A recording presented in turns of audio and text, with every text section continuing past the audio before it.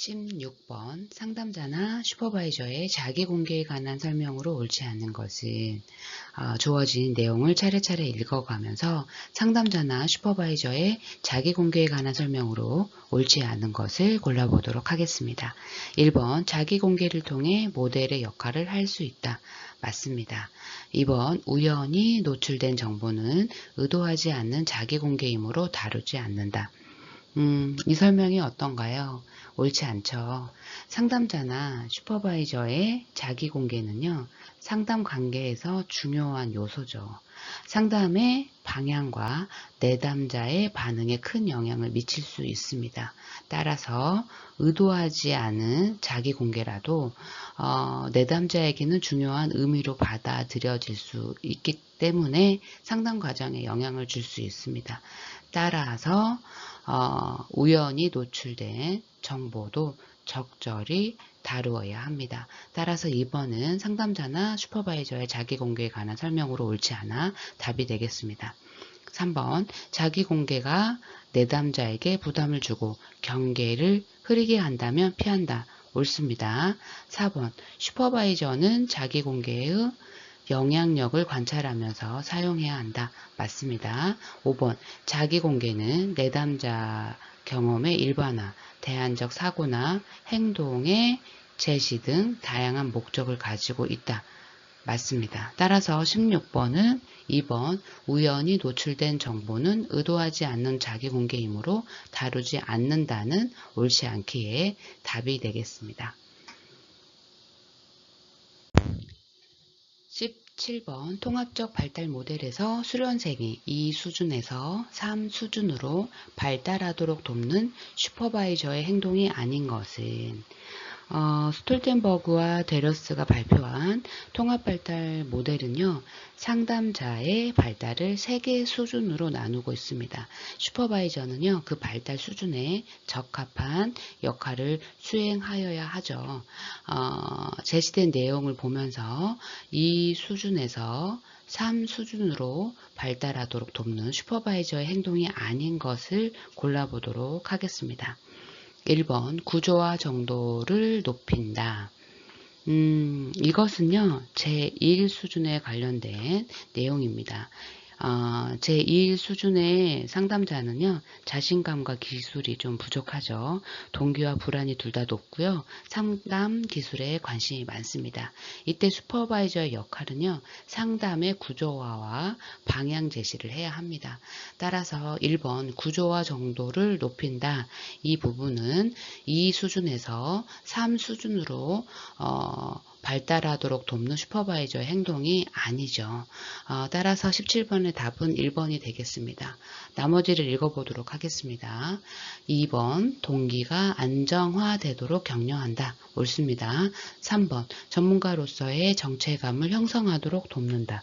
옳습니다. 4번 개인적 경험의 영향을 평가하도록 격려한다. 옳습니다. 5번 개념을 유연하게 적용하도록 돕는다. 옳습니다. 이 외에도요. 내담자에 집중할 수 있도록 지도합니다. 따라서 17번의 답은 1번입니다.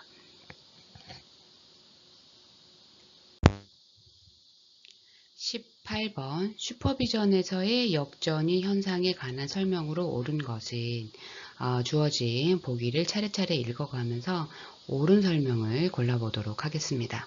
1번 수련생에 대한 내담자의 무의식적 동일시가 병행 과정을 만든다. 내담자의 무의식적 동일시는 역전이인가요? 아니죠. 전이입니다. 따라서 1번은 옳은 설명이 아닙니다. 2번 내담자와 비슷한 사람의 경험을 지나치게 일반화하는 것은 수련생의 역전이 반응이다. 이 설명이 옳습니다. 따라서 18번의 답은 2번이 되겠습니다. 3번 수련생, 내담자 관계에서의 상호 객관성이 영향을 미친다. 역전이는요. 상담자가 내담자에게 주관적인 감정이나 반응을 투사하는 거죠. 상호 객관성은요. 역전이와는 반대되는 개념입니다. 따라서 3번은 옳지 않은 설명입니다. 4번 역전이를 자주 다룰수록 수련생의 개방성은 낮아진다. 아닙니다. 역전이를 자주 다루는 것이 오히려 개방성을 높일 수 있습니다. 역전이를 다루는 것은요, 수련생의 자기 인식과 전문적 성장을 돕는 과정이기 때문이죠. 따라서 4번도 옳지 않는 설명입니다. 5번 심리검사 슈퍼비전에서는 잘 나타나지 않는다. 아닙니다. 상담 상황뿐만 아니라 심리검사와 같은 다양한 슈퍼비전 상황에서도 나타날 수 있는 게 역전입니다. 심리검사 과정에서도 수련생은요, 내담자에게 감정이나 반응을 투사할 수 있기 때문입니다. 따라서 5번도 옳지 않는 설명입니다. 그래서 18번 슈퍼비전에서의 역전이 현상에 관한 설명으로 옳은 것은 2번 내담자와 비슷한 사람의 경험을 지나치게 일반화하는 것은 수련생의 역전이 반응이다. 이 설명이 옳습니다.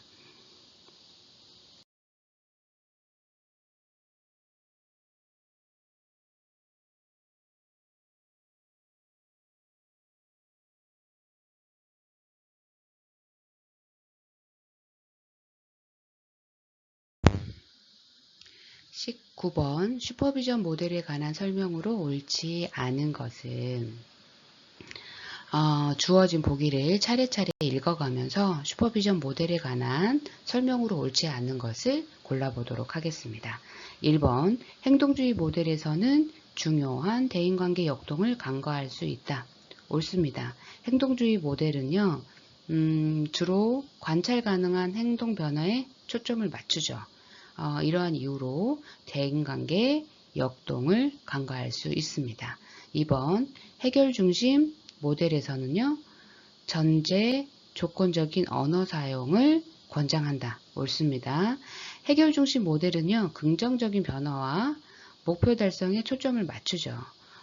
따라서 전제 조건적인 언어 사용을 통해서 내담자의 자원과 강점을 강조합니다. 따라서 2번도 옳은 설명입니다.